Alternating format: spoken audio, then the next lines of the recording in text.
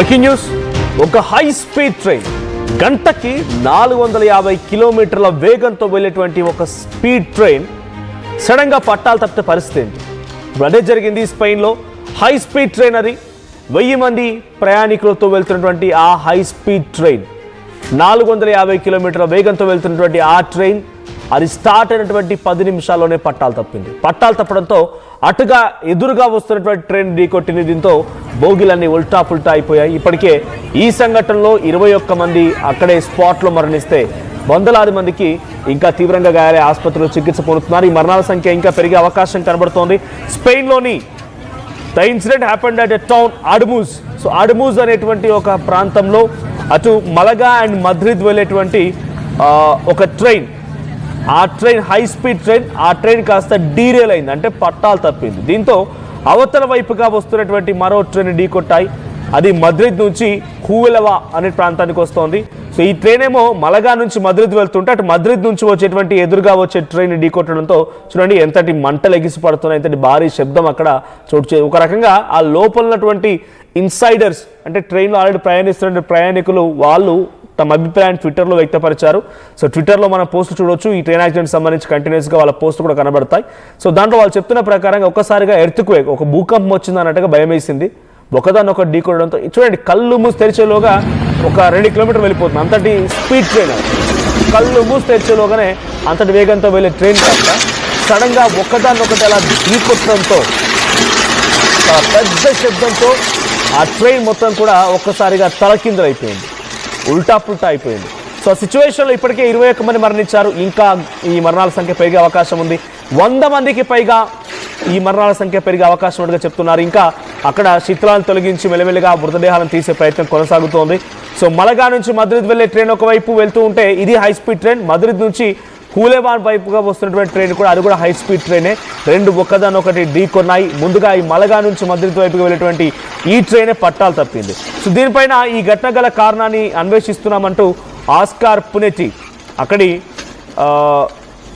మంత్రి, అక్కడి రక్షణ శాఖ మంత్రి, సో అక్కడి రైల్వే శాఖ మంత్రి, ఆయన చెప్తున్న ప్రకారంగా వెంటనే దీని ఘటనకు సంబంధించి మాకేం తెలియలేదు, అయితే ప్యారలల్గా ఉన్నాయంట.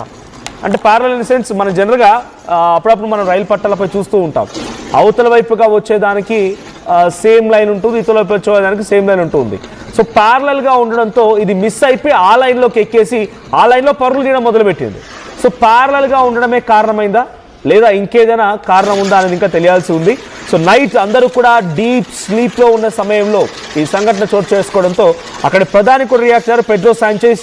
సో పెడ్రో సాంచెజ్ ప్రకారంగా ఇది ఒక కాలరాత్రి, ఎప్పుడు కూడా మర్చిపోలేనటువంటి ఒక కాలరాత్రి, అటు ప్రయాణికులకు కానీ ప్రభుత్వాలకు కానీ సామాన్య జనానికి కానీ ఎవరికి కూడా అసలు ఏమాత్రం కూడా అంతు చిక్కని సంఘటన అని చెప్పి ఆయన చెప్తూ ఉన్నారు.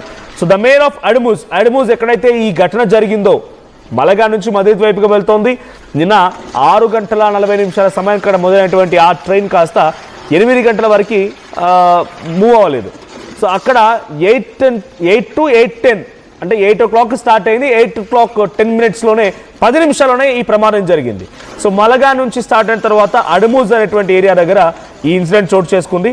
సో ఇట్స్ నైట్ మేర్, కాలరాత్రి అని చెప్పి అక్కడ ప్రభుత్వాలు, అక్కడి యంత్రాంగం చెప్తోంది.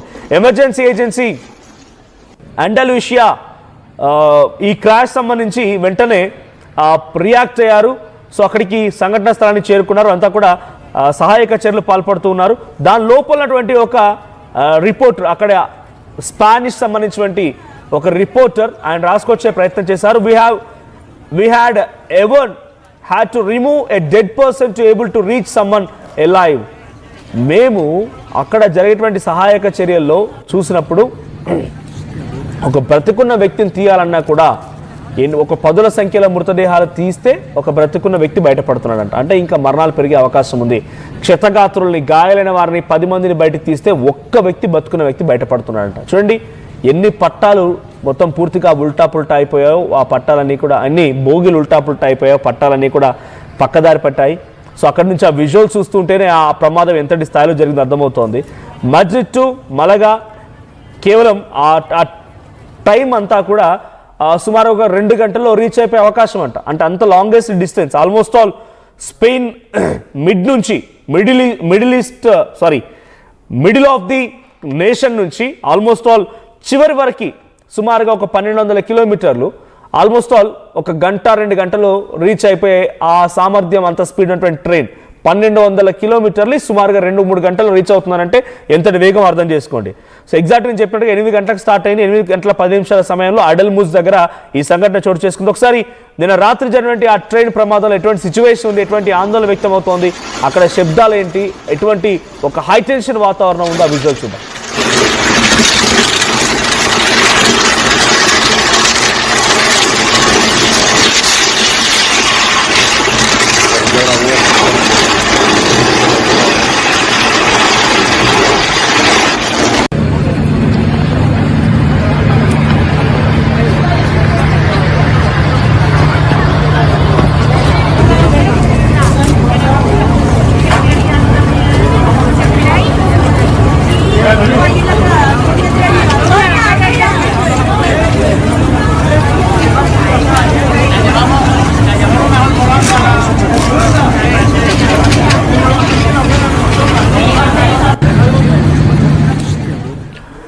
స్పెయిన్ మలగా నుంచి మడ్రిడ్ వైపుగా వెళ్తోంది. స్పెయిన్ దేశంలో మధ్యం నుంచి చిట్ట చివరి వరకు 1200 కిలోమీటర్ల దూరం వరకు వెళ్తున్నటువంటి ఈ ట్రైన్ 1000 మంది ప్రయాణికులతో వెళ్తున్నట్టుగా తెలుస్తోంది.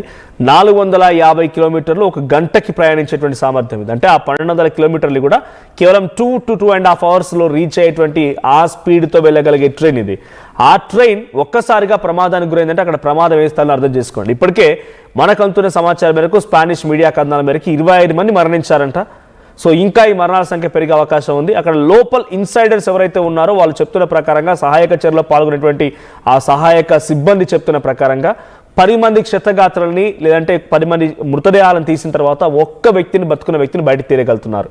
సో అటువైపు నుంచి మద్రిద్ నుంచి హులేవా వైపుగా వచ్చేటువంటి ఆ ట్రైన్ కూడా ఎదురెదురుగా ఢీకొట్టాయి. అంటే ముందుగా ఈ ట్రైనే పట్టాలు తప్పింది. అది స్టార్టింగ్ స్టేషన్ నుంచి 10 నిమిషాల్లోనే అడల్మూజ్కు చేరుకుంది.